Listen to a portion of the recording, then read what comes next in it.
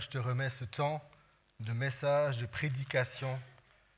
Seigneur, que ta parole vienne dans nos cœurs, qu'elle nous transforme, qu'elle nous renouvelle.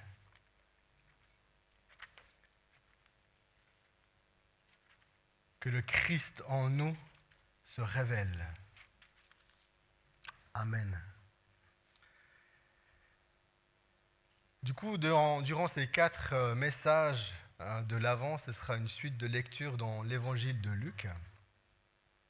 Et ce soir, j'aimerais lire avec vous dans Luc 1, les versets 26 jusqu'au verset 38.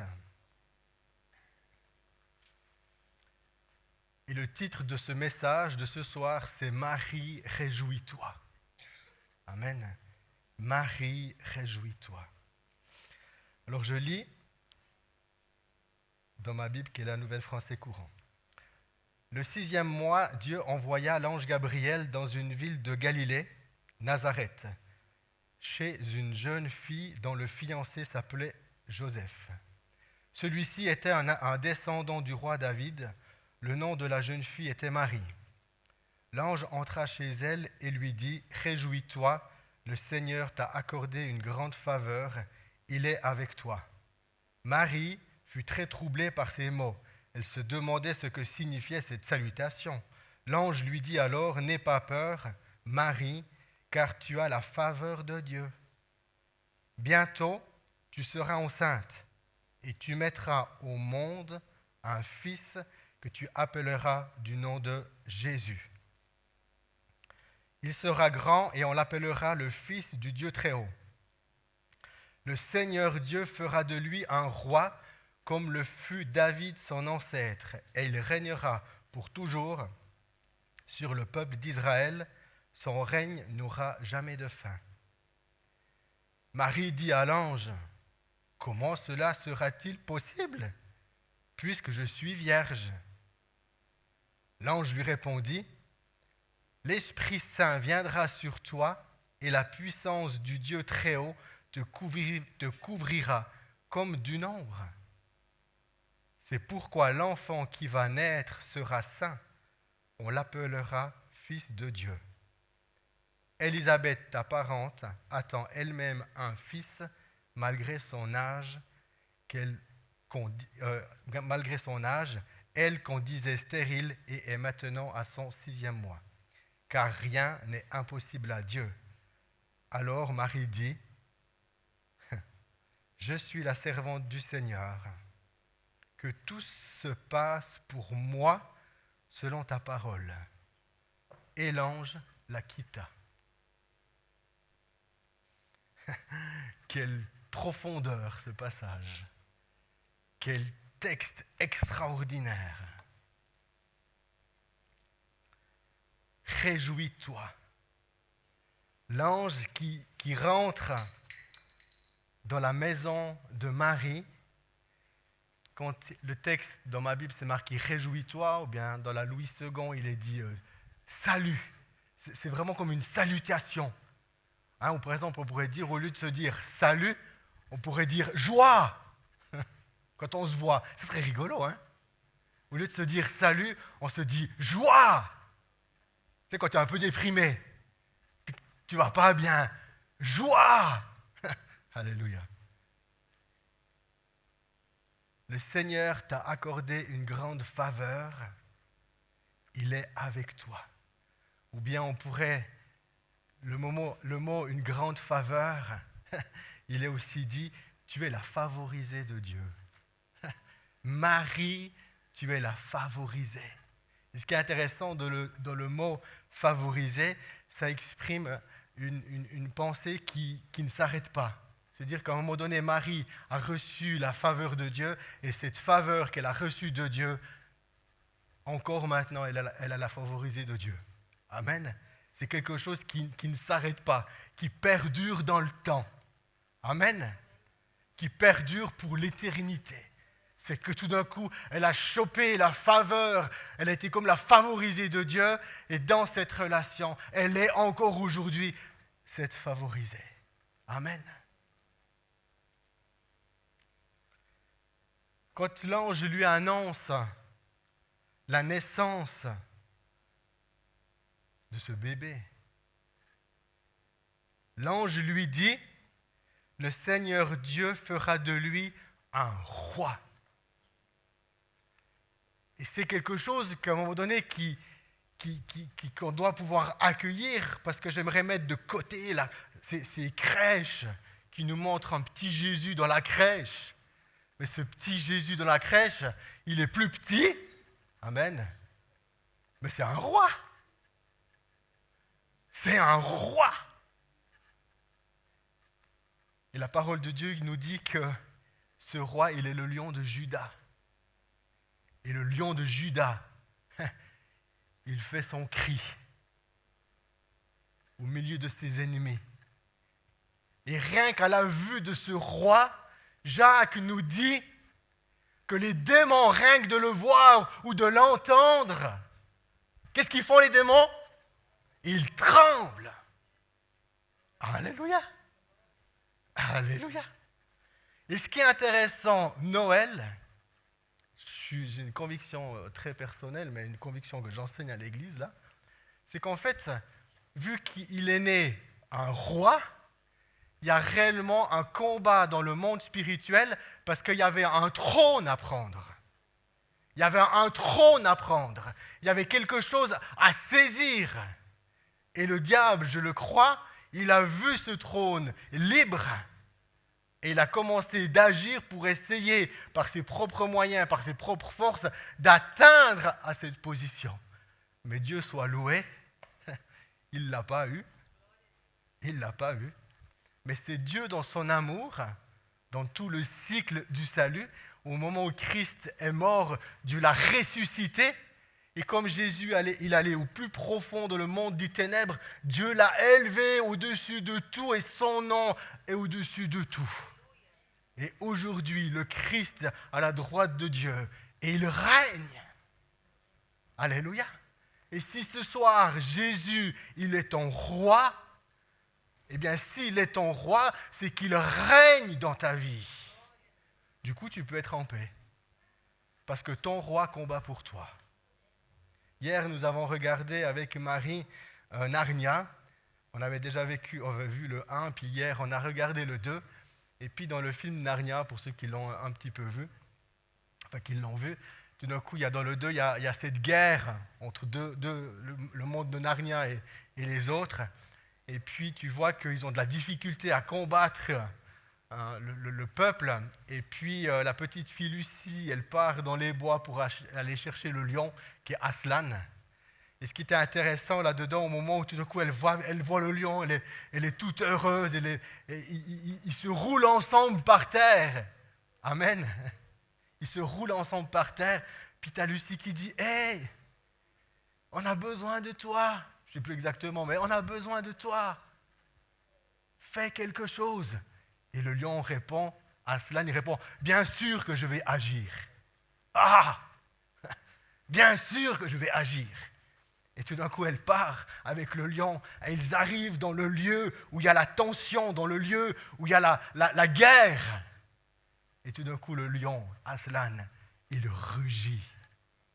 Ah, ça c'était beau, ça alors. Il rugit. Et tout d'un coup, le lion, à cause de son rugissement, il vient en faveur de son peuple combattre pour eux. Amen. Ah, c'était tellement merveilleux. Et je crois qu'aujourd'hui, Jésus, comme roi, il vient et il combat pour nous. Il combat pour toi dans ce que tu vis. Il élève sa voix, il fait son rugissement.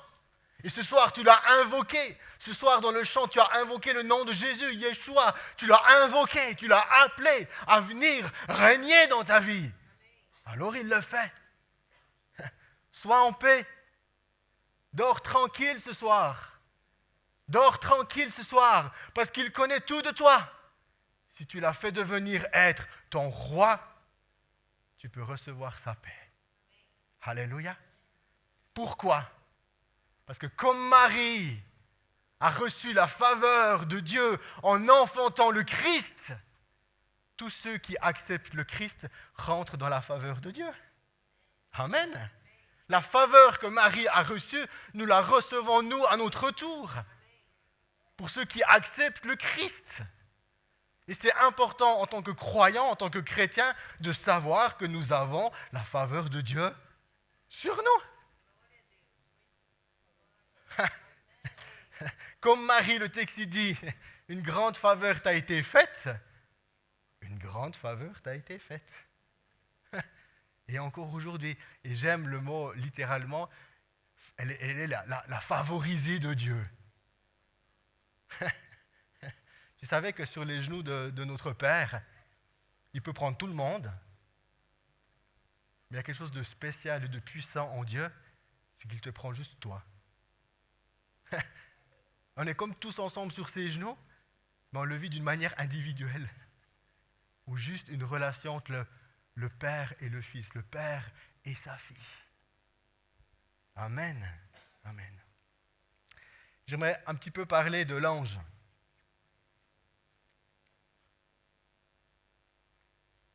Juste avant le passage que j'ai lu,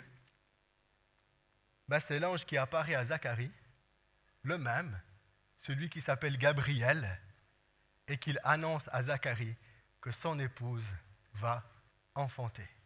Amen. Et ce qui est intéressant par rapport à cet ange Gabriel, il est dit que dans le Nouveau Testament, Gabriel est envoyé à Zacharie pour annoncer la naissance de Jean-Baptiste et de Marie, et à Marie pour lui annoncer la nouvelle pour la naissance de Jésus. La façon dont il se présente à Zacharie, qui dit « Je suis Gabriel, je me tiens devant Dieu », indique, on voit ça dans Luc 1,19, indique qu'il fait partie des archanges. Amen. Il fait partie des archanges.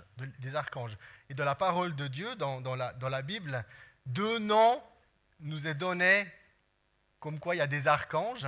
C'est Gabriel qu'on a vu. Et le deuxième, c'est Michaël. Michaël, on voit ça dans le livre de Jude au verset 9, où il luttait avec Satan pour avoir le corps de Moïse. Apparemment, le diable, il voulait le corps de Moïse.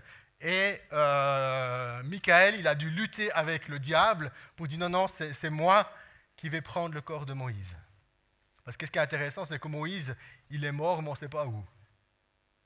On ne sait pas où, il n'a pas de tombe ici-bas, mais son corps était mort et Michaël se battait avec Satan pour réclamer le corps de Moïse. Et le deuxième passage, c'est dans Apocalypse, où on voit que Michaël, avec les autres anges, combattait le dragon, qui est Satan. Amen. Et le texte nous dit qu'il a vaincu le diable. Amen. Et on voit que cet ange, Michaël, cet archange, eh bien, il est un archange qui combat et qui lutte. Concernant Gabriel, on voit qu'il agit dans le livre de Daniel. 2 fois, il est apparu dans le livre de Daniel. Et puis, dans le livre de Daniel, il nous est dit que dans Daniel 8, 16 et Daniel 9, 21, et puis la première, dans Daniel 8, 16, c'est pour interpréter les visions. Il vient pour aider à Daniel pour interpréter les visions. Et dans 9, 16, c'est pour donner la prophétie des 70 semaines. Et c'est à ce moment-là que ces noms apparaissent. Ensuite, ce qui est intéressant, mais on doit aussi veiller par rapport à la valeur qu'on donne à ça, c'est que dans les livres apocryphes, mais je voulais le dire autrement, de la littérature juive, voilà, c'était le mot que je cherchais, qui est les livres apocryphes, on voit que, dans un passage, on voit qu'il y a, à côté de Gabriel, il y a 3 autres archanges, ou bien dans un autre passage, à côté de Gabriel, il y en a 6 autres. Mais à un moment donné, c'est intéressant de savoir ça, mais on ne veut pas y mettre trop de valeur. Mais après, il est aussi dit dans Ésaïe 6, 7, qu'en fait, qu'il y a des anges dans Ésaïe 6, il y a des anges dans le ciel, et puis il nous est dit qu'il les appelle les séraphins. Et puis dans Ézéchiel 10, il parle d'autres anges qu'on les appelle les chérubins. Amen. Et puis en fait, ce que j'aimerais par rapport à ça, ce qui est intéressant à comprendre en tant que nous chrétiens, Il y a la présence de Dieu qui est là, mais il y a tout un monde évangélique. Il y a tout un monde angélique qui nous entoure. Il y a tout un monde angélique. Et ce qui est intéressant, c'est que Marie, quand elle rencontre l'ange comme Zacharie, eh bien l'ange a pris une forme humaine. Il était comme un homme. Et ce qui est intéressant, c'est que Marie n'est pas troublée de voir l'ange, mais fut plus troublée dans ce que l'ange lui dit. C'est dire que pour Marie, dans sa foi, c'est normal de voir des anges. Amen.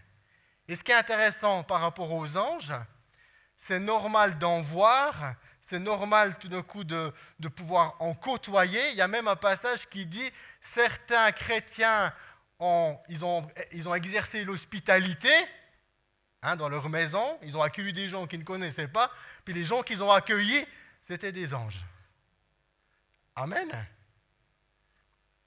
Un jour, mon beau-frère me dit, c'est le mari de la sœur de Claudia, il avait je ne sais plus si c'était un oncle ou son grand-père à lui. Mais c'était quelqu'un de la famille, des gens chrétiens. Puis comme ils n'avaient pas de télé, puis pas de Natel, puis d'Internet, qu'est-ce qu'ils faisaient pour s'occuper? Ils lisaient la Bible. C'est pour s'occuper, ils ne savaient pas quoi faire. Alors il lisait sa Bible. Et puis c'était un homme qui était beaucoup dans la lecture.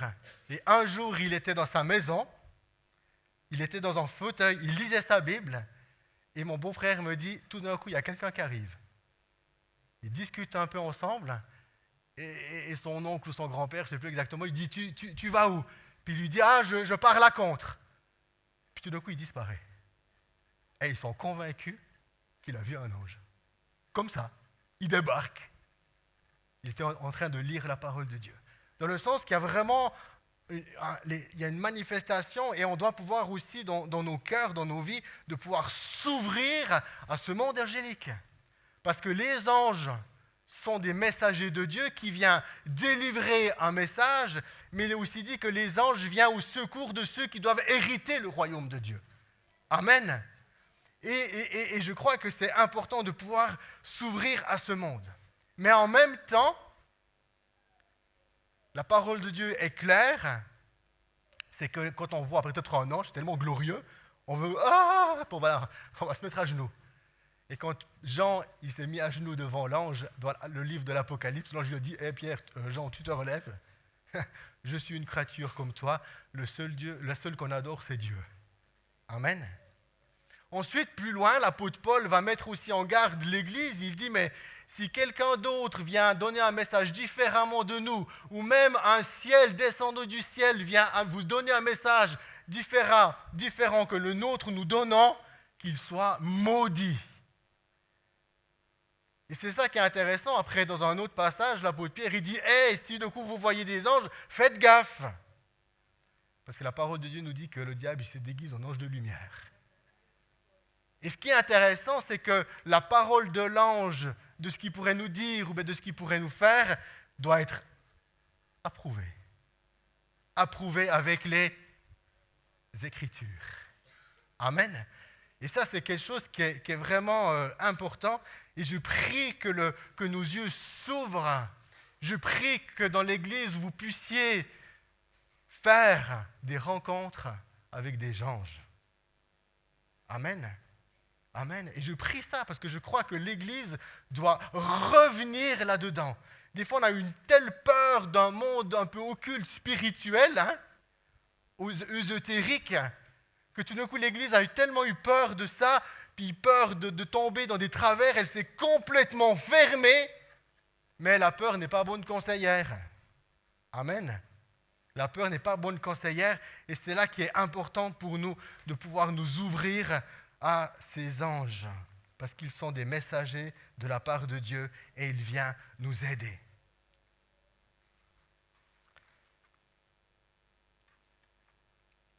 Ce que je trouve intéressant dans ce premier passage, je vois l'heure, puis là je dis aïe aïe aïe.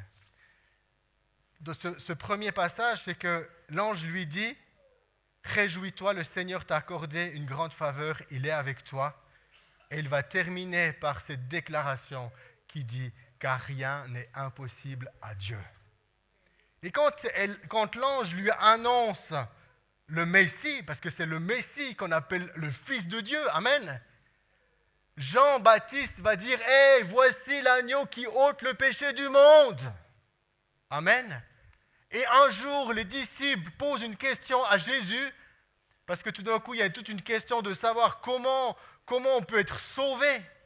Puis les disciples, ils ont tout abandonné pour suivre Jésus. Puis ils pensaient que parce qu'ils ont tout abandonné pour suivre Jésus, ils pourront aller dans la vie éternelle, ils pourront aller et être sauvés. Puis tout d'un coup, ils sont confus dans leur pensée.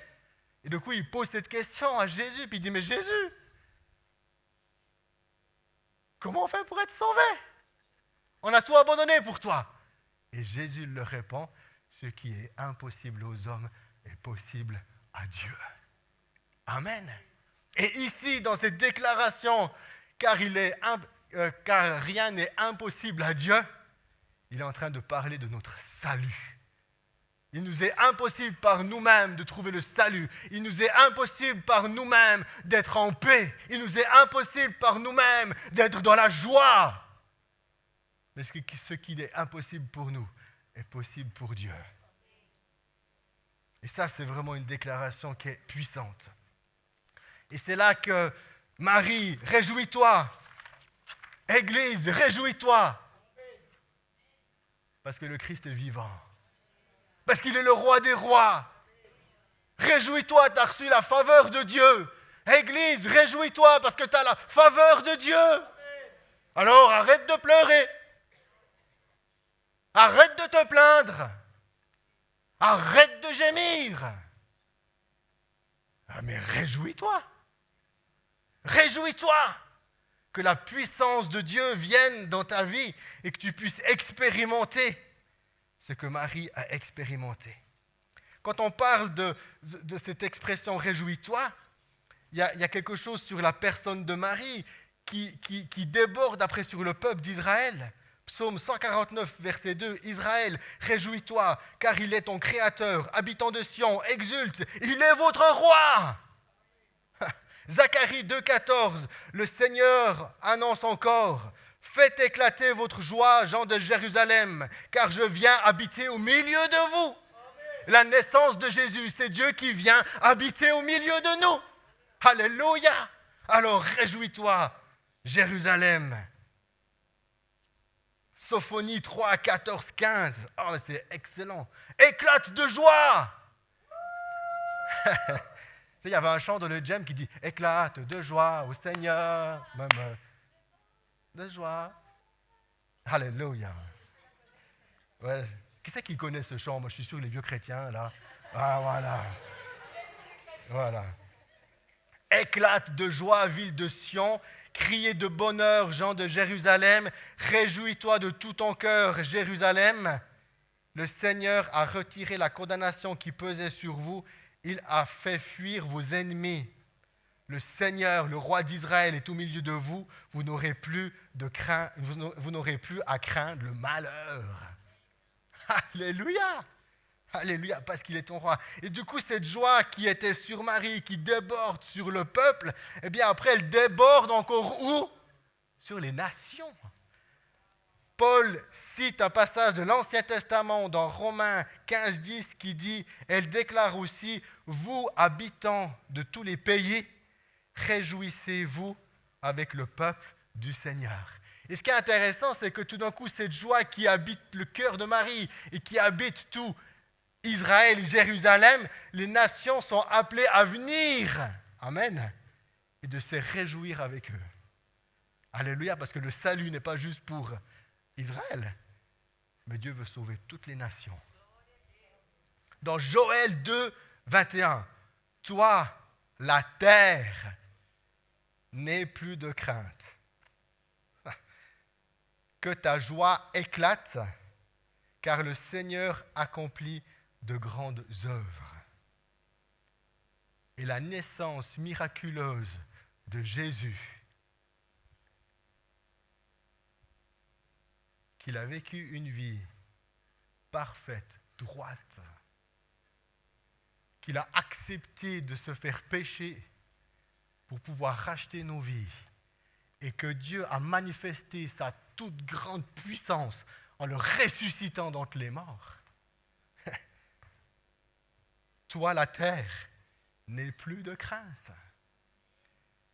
Que ta joie éclate, car le Seigneur accomplit de grandes œuvres. Alléluia. Gloire à toi. C'est tellement magnifique.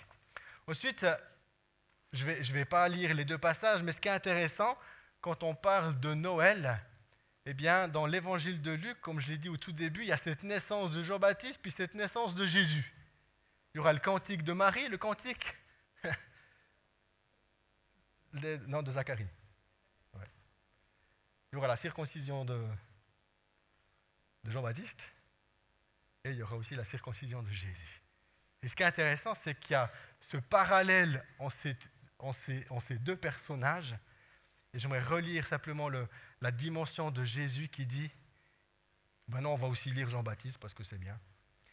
Car il sera grand, sur Jean-Baptiste, l'ange prédit et annonce, il dit, car il sera grand aux yeux du Seigneur, il ne boira ni vin, ni aucune autre boisson alcoolisée. Il sera rempli de l'Esprit Saint dès le ventre de sa mère. Il ramènera beaucoup d'Israélites au Seigneur, leur Dieu. Il marchera devant, sous le regard du Seigneur, avec l'esprit et la puissance du prophète Élie, pour réconcilier les pères avec leurs enfants. Il ramènera les désobéissants à la sagesse des justes. Il préparera un peuple bien disposé pour le Seigneur. Amen.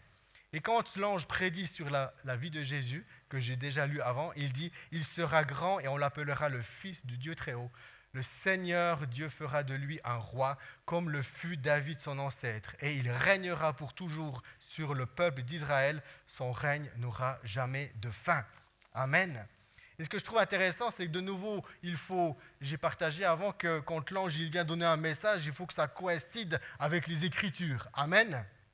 Et ce qui est intéressant, c'est quand la dimension de Jésus roi, on voit dans Ésaïe 9,6, il doit étendre son autorité, assurer une paix sans fin.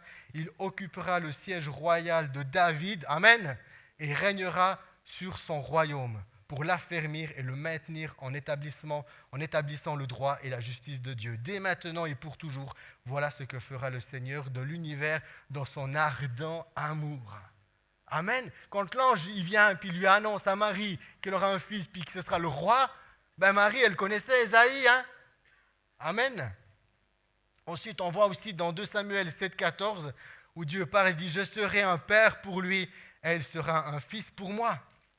Dans le verset 16 de 2 Samuel 7,16 « Ta maison et ton règne seront assurés pour toujours après toi, ton trône sera affermi pour toujours ». Et dans cette déclaration, quand l'Éternel parle à David et parle de sa descendance, il prophétise sur la venue du Messie. Amen. Il prophétise sur la venue de Jésus. C'est-à-dire que Marie était en paix dans ce que l'ange lui annonce. Dans Hébreux 1, 5 et 6, celui qui a écrit cette lettre, il dit « En effet, Dieu n'a jamais dit à l'un de ses anges, c'est toi qui es mon fils. Aujourd'hui, je te fais naître. » Et il n'a jamais dit à propos d'un ange, je serai un père pour lui et il sera un fils pour moi. Mais au moment où Dieu fait entrer son fils premier-né dans l'univers, il dit, tous les anges de Dieu doivent l'adorer. Alléluia. Et c'est là dans le texte entre Jean-Baptiste et Jésus, le fait que le Seigneur l'appelle fils. Et ça a dérangé tous les pharisiens, c'est qu'il le fait l'égal de Dieu. Amen. Il le fait l'égal de Dieu.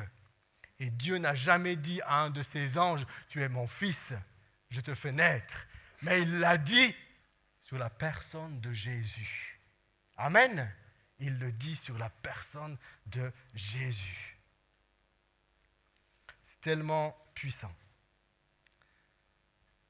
Et maintenant, il est 19h32, mais je ne vais pas m'arrêter là. Parce que le plus beau, il est là maintenant.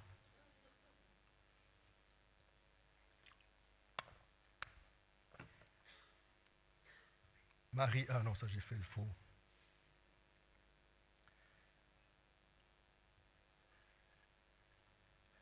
Voilà ce que l'ange dit à Marie.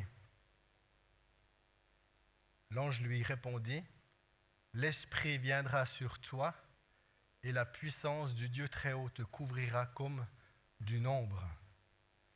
C'est pourquoi l'enfant qui va naître sera saint, on l'appellera fils de Dieu. Et ce qui est intéressant, c'est Luc le médecin, qui était le compagnon de Paul dans le service, il a écrit aussi le livre de Actes. C'est-à-dire Luc et Actes, c'est le même auteur. Et ce qui est intéressant, c'est quand il dit « l'Esprit Saint viendra sur toi », c'est-à-dire qu'il y a Marie, puis de coup l'ange lui dit « l'Esprit Saint va venir sur toi ».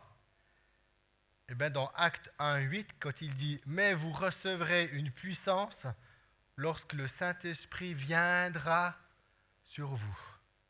Et ce qui est intéressant, c'est que l'action de l'Esprit sur la personne de Marie est exactement la même action de Dieu lors de la Pentecôte sur les disciples, les 120 qui sont dans la chambre et qui le Saint-Esprit vient sur eux. Amen. Et ça, c'est vraiment puissant. Et c'est ça qui est intéressant vraiment à comprendre, c'est que c'est la même chose. C'est la même chose. Marie, qui est vierge, l'Esprit Saint vient sur elle, la couvre de l'ombre de Dieu, et par miracle, elle porte un bébé qui s'appelle le Fils de Dieu. À la Pentecôte, le Saint-Esprit vient sur eux pour recevoir la puissance de Dieu et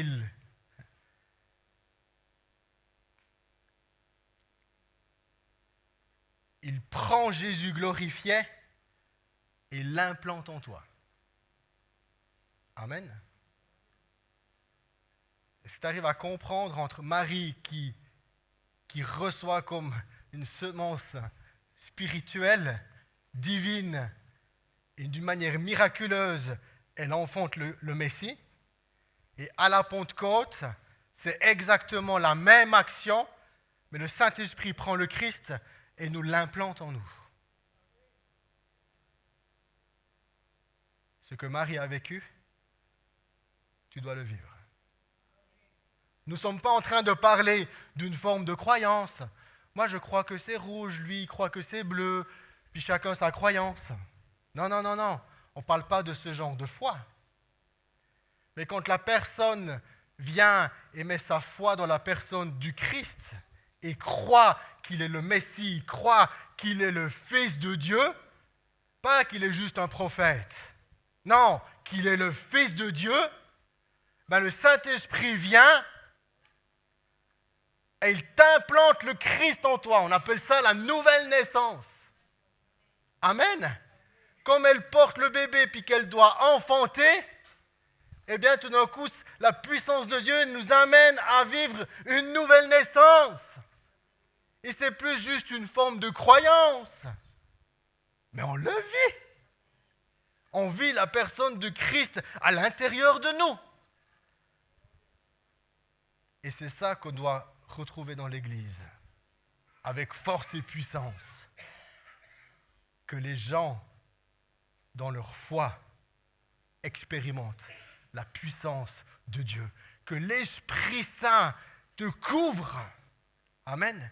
Et ce qui est intéressant par rapport à cette dimension, alors c'est un autre mot qui est utilisé dans le livre de Actes, où il est dit qu'ils ont prêché l'évangile, ils ont baptisé les gens en Jésus, mais le texte nous dit, c'est dans Actes 8, mais le texte nous dit qu'ils n'avaient pas encore reçu l'Esprit Saint. Ils ont été baptisés en Jésus, mais n'ont pas encore reçu l'Esprit Saint. Alors, Pierre et Jean arrivent, ils imposent les mains à ceux qui n'ont pas encore reçu l'Esprit Saint. Et sur cette manifestation, il y avait Siméon le magicien, et qui dit, quand il voit cette puissance qui sort des apôtres, quand il voit cette manifestation spirituelle qui se passe dans les gens, parce qu'il l'a vu. Il l'a vu.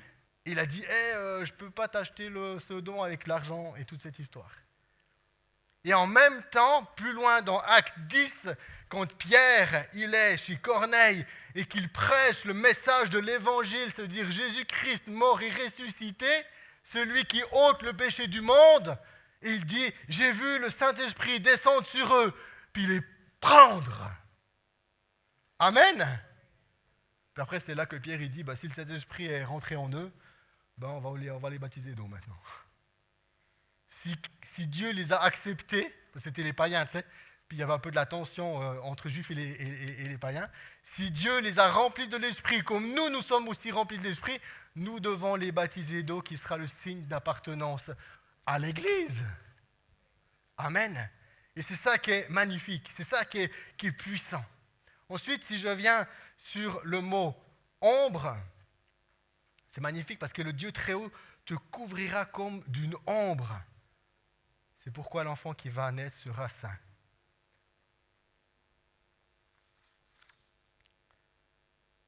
Dans Psaume 105, verset 39, pour les protéger, le Seigneur déploya une nuée. La nuit, un feu les éclaira. Le Seigneur déploya une nuée. Le mot déployer, on peut aussi traduire par ombre. Amen. Cantique des Cantiques 2, verset 3. Un pommier parmi les arbres de la forêt, tel est mon bien-aimé parmi les jeunes hommes. À son ombre, j'ai plaisir à m'asseoir et je trouve à ses fruits un goût délicieux. Psaume 121, verset 5. Le Seigneur est avec celui qui te garde. Le Seigneur est celui qui te garde. Le Seigneur est une ombre protectrice à tes côtés. Amen. Le Seigneur est une ombre protectrice à tes côtés. Et dans Ésaïe 25, versets 4 et 5, je ne vais pas tout lire, il est dit « Tu as été un abri contre l'averse violente, un ombrage qui protège les ardeurs du soleil. » Alléluia. Et tout d'un coup, cette même ombre, elle vient et elle entoure Marie. Amen. Ou bien comme la poule qui vient par ses ailes, qui la prend comme ça, autour de lui, autour d'elle. Et le truc que je trouve vraiment intéressant, c'est dans Acte 5, le verset 15. Il est dit qu'à un moment donné, on a placé des gens qui étaient malades à un certain endroit, puis Pierre, on savait qu'il allait passer ici. Du coup, on a regardé la lumière du soleil où c'était, puis il dit « Ah, mais il y a l'ombre de Pierre qui va toucher les malades, et les malades vont être guéris. » Et ce qui est intéressant dans le texte grec, il dit « Lorsque Pierre passait, son ombre au moins couvre l'un d'eux. » Et le texte nous dit que les gens qui ont touché son ombre ont été guéris. Et dans le texte grec ici, il est parlé de l'ombre de Pierre, mais le mot « couvrir », ça veut dire aussi « ombre ». Amen. Et comme la présence de Dieu, l'Esprit Saint de Dieu est venu sur Marie, l'ombre du Seigneur, et puis ça a donné le miracle de la vie, eh bien Pierre qui était rempli de l'Esprit, amen, qui était rempli de l'Esprit, eh bien c'est comme si son ombre reflétait l'ombre de Dieu. Et de la même manière, ça donnait la vie à ceux qui étaient en contact avec cette ombre. Amen. Et nous devons retrouver dans l'Église ce genre de manifestation quand tu vas te marcher ou tout d'un coup ton collègue de travail, tout d'un coup il va rien que de passer à côté de toi, il dit « j'ai passé à côté de toi, je suis guéri ». Amen. Parce que la puissance de Dieu habite dans le croyant. Pourquoi ? Parce qu'il a manifesté la puissance du Christ ressuscité. Et ce que j'aimerais encore dire par rapport à la puissance de Dieu qui est manifestée en nous, Paul va dire dans Éphésiens 1, 3, « Bénissons Dieu, le Père de notre Seigneur Jésus-Christ. Il nous a bénis en nous accordant toutes les bénédictions spirituelles dans les cieux, dans notre union avec le Christ. » Et en verset 5, « Dans son amour, Dieu a décidé par avance qu'il ferait de nous ses enfants par Jésus-Christ dans sa bienveillance. Voilà ce qu'il a voulu. » Et je crois que quand j'ai parlé qu'il y a le baptême de l'esprit dans la vie du croyant, il y a cet esprit qui vient avec force, avec puissance. Il impute la vie de Christ en nous. Et parce que l'Esprit Saint prend Jésus en nous, puis il nous. C'est comme quand tu fais du jardin, ben tu veux planter tes salades, tu as déjà toute la salade qui est faite, puis qu'est-ce que tu fais? Tu la plantes dans la terre. Amen. Eh bien, le Saint-Esprit, il prend de Jésus, puis il la plante dans ton cœur. Amen. Et tout d'un coup, cette vie de Christ jaillit et prend plus encore de place dans nos vies, dans ta vie. Alléluia. Et c'est à ça que l'Église, nous devons aspirer. Il nous faut sortir d'un raisonnement humain, mais il nous faut rentrer dans la pensée de Dieu. Et nous avons un Christ qui est ressuscité. Et oui, nous avons entendu ce soir 3 témoignages. Il fait des miracles. Et par les miracles, il nous révèle qu'il est vivant. Alléluia. Et on se réjouit de tout ce que nous avons entendu. Alléluia. Et j'ai à cœur de prendre encore quelques minutes. Tu peux mettre la musique.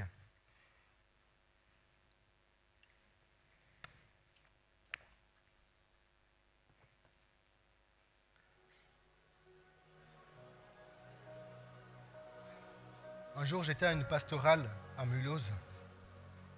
Et dans cette pastorale, tout d'un coup, il était mentionné, il était dit, mais est-ce que les croyants dans l'Église sont encore remplis du Saint-Esprit? Ou bien on est rentré dans une forme de dialogue, de lecture un peu de la parole de Dieu. Mais est-ce que les chrétiens, est-ce que dans l'Église, les croyants sont encore remplis de l'Esprit de Dieu? Est-ce que réellement l'Esprit de Dieu, la puissance de Dieu vient et vit dans nos vies?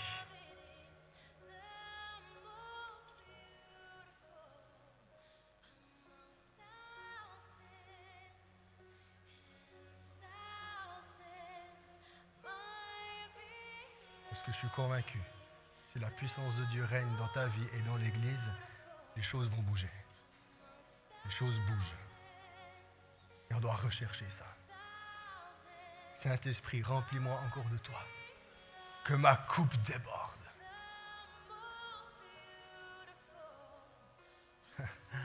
Fais-moi naître le Christ en moi. Peut-être tu es là ce soir et tu crois, mais tu n'as jamais expérimenté la puissance de Dieu qui t'amène à vivre le Christ ressuscité dans ta vie. Et bien ce soir, si quelqu'un dit, en fait, j'ai jamais expérimenté la puissance de Dieu dans ma vie. J'ai jamais expérimenté c'est l'Esprit Saint qui me saisit, qui me remplit. Oui, ce soir, pour la première fois, je veux confesser et je veux croire que Jésus-Christ est le Fils de Dieu. Je veux croire qu'il est venu habiter ici dans ce monde, qu'il est venu de ce monde à travers Marie. Je veux le croire. Si tu es là ce soir, puis tu n'as jamais fait cette prière de salut, cette prière de reconnaissance qu'il est vraiment Jésus le Fils de Dieu, ben je t'invite à la faire ce soir. À pouvoir dans ton cœur dire, Jésus, ce soir je crois que tu es le Fils de Dieu. Tu peux répéter après moi. Je crois que tu es le Fils de Dieu. Je crois que tu as porté mon péché à la croix. Et qu'aujourd'hui, par ton action, je peux avoir l'assurance que je suis pardonné de tous mes péchés. Et que je suis lavé, purifié de tout le mal qui habite dans ma vie.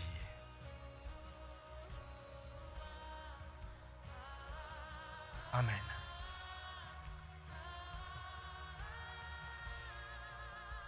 Et bien maintenant, j'aimerais, pour toutes les personnes qui ont fait cette prière, t'imposer les mains pour que tu puisses recevoir le Saint-Esprit.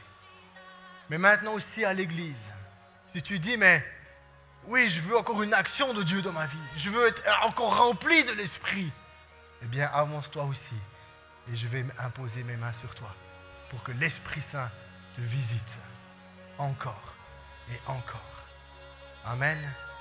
Alléluia. Je vais juste prier pour ce temps, mais vous pouvez déjà venir et faire la queue. Faites la queue, puis après je fais un après l'autre. Vous pouvez venir par ici, faire la queue, puis après vous partez de l'autre côté. Seigneur, je te remets ce temps entre tes mains. Jean-Baptiste, il a dit que c'est toi qui baptisais de feu et d'esprit. Et je crois qu'à travers ma vie, à travers ce que nous vivons maintenant, c'est toi qui baptises chacun. À toi soit toute la gloire. Amen. Alléluia, Jésus. Sois baptisé d'Esprit Saint et de feu. Dans le nom de Jésus. Sois rempli du Saint-Esprit. Amen. Alléluia, Jésus. Plus de toi. Sois rempli de l'Esprit. La puissance de Dieu vient sur toi. Te couvre. Dans le nom de Jésus. Alléluia.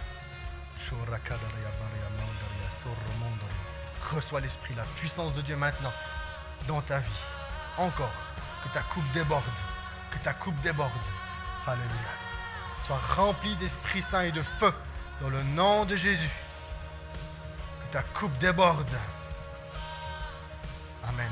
Que le Christ, la puissance du ressuscité, grandisse dans ta vie. Amen.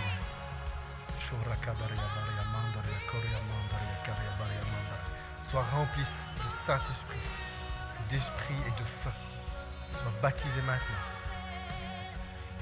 Comme Marie a été visitée, comme les apôtres ont été visités dans Acte 2. Sois visité de la même manière maintenant, dans le nom de Jésus. Alléluia. Sois baptisé d'Esprit Saint et de feu. Sois rempli de la puissance de Dieu. Dans le nom de Jésus. Dans le nom de Jésus. Sois baptisé d'Esprit Saint et de feu maintenant. Reçois. Reçois. Dans le nom de Jésus. Amen. Reçois maintenant. Sois baptisé encore du feu et d'esprit. Que ta coupe déborde. Que ton vase s'élargisse. Que ton vase s'élargisse pour accueillir plus encore de sa présence. Amen. Alléluia Jésus. Sois baptisé d'Esprit Saint et de feu. L'onction brise le joug. Amen. Alléluia Jésus. Sois baptisé d'Esprit Saint et de feu. Maintenant. Encore. Reçois. Alléluia Jésus. Soldat de l'Éternel. Vaillante, soldat de l'Éternel. Amen. Reçois l'Esprit de Dieu. Que la puissance de Dieu vienne sur toi. Sois baptisé d'Esprit Saint et de feu. Jésus est ton roi. Il combat pour toi.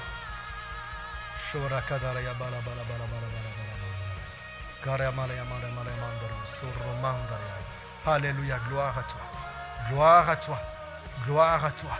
Merci Seigneur parce que tu fais une œuvre dans ses entrailles. Tu fais une œuvre dans ses entrailles. Une œuvre de miséricorde et de compassion. Sois baptisé d'Esprit Saint et de feu. Amen.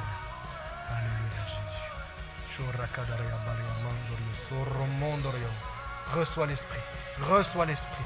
Reçois l'Esprit. Le feu de Dieu. Comme le buisson ardent, il brûlait sans se consumer. Mais le feu, il vient en toi. Il ne te consume pas. Il te purifie. Reçois le nom de Jésus. Sois baptisé d'Esprit Saint et de feu. Reçois la puissance de Dieu maintenant. La puissance du ressuscité. Habite en toi. Reçois. Sois rempli d'Esprit Saint et de feu.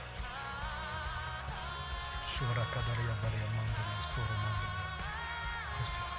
Amen. Alléluia Jésus. Reçois dans le nom de Jésus. Reçois l'Esprit Saint et de feu. Amen. Amen.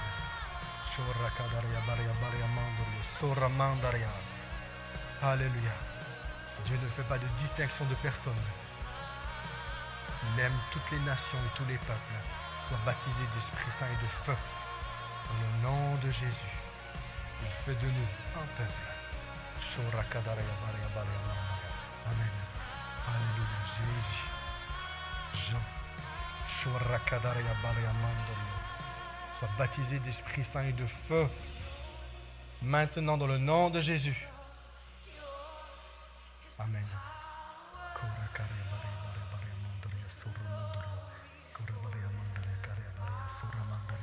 Soyez baptisés d'Esprit Saint et de feu dans le nom de Jésus. Dans le nom de Jésus. Recevez maintenant. Dans le nom de Jésus. Amen. Alléluia, Jésus.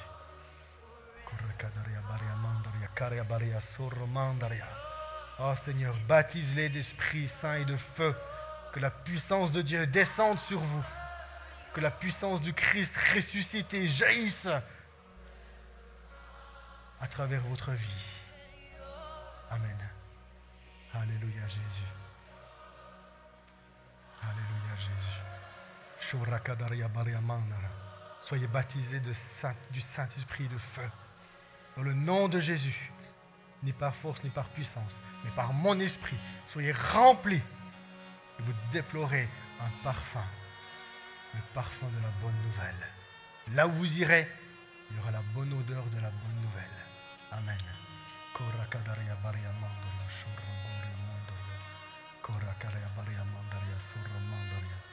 Alléluia. Soyez baptisés du Saint-Esprit. Baptisés d'Esprit Saint et de feu. Dans le nom de Jésus. Recevez maintenant. Amen.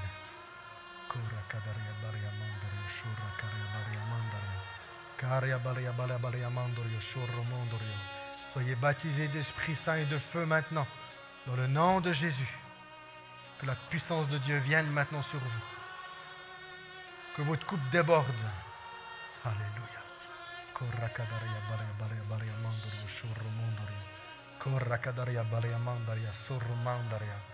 Soyez baptisés d'Esprit Saint et de feu maintenant. Recevez, recevez. Dans le nom de Jésus. Dans le nom de Jésus. Dans le nom de Jésus. L'onction brise le joug. Devenez gras. Gras du Saint-Esprit. Plein de force. Amen. Alléluia, Jésus. Alléluia, Jésus. Soyez baptisés d'Esprit Saint et de feu. Recevez maintenant ce que Christ a pour vous. Amen. Amen. Alléluia, Jésus. Alléluia. Soyez baptisés du Saint-Esprit. Que ta bouche s'ouvre et que tu puisses prophétiser. Comme l'Éternel a dit qu'il a pris des nourrissons pour confondre les grands. Que l'Esprit de Dieu prophétise à travers sa bouche. Que le feu de Dieu vienne maintenant sur vous. Amen. Alléluia, Jésus. Soyez baptisés du Saint-Esprit maintenant dans le nom de Jésus. Soyez remplis encore que votre coupe déborde. Que votre coupe déborde. L'exercice physique est utile à peu de choses, mais la piété est grande. Que votre attachement à Christ nourrisse comme cette onction dans vos vies. Amen.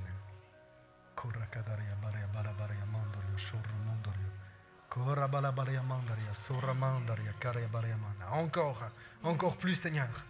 Remplis-les de ton esprit. Remplis-les de ton esprit.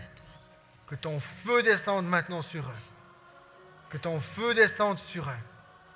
Que ton ombre les couvre. Dans le nom de Jésus, recevez. Amen. Alléluia.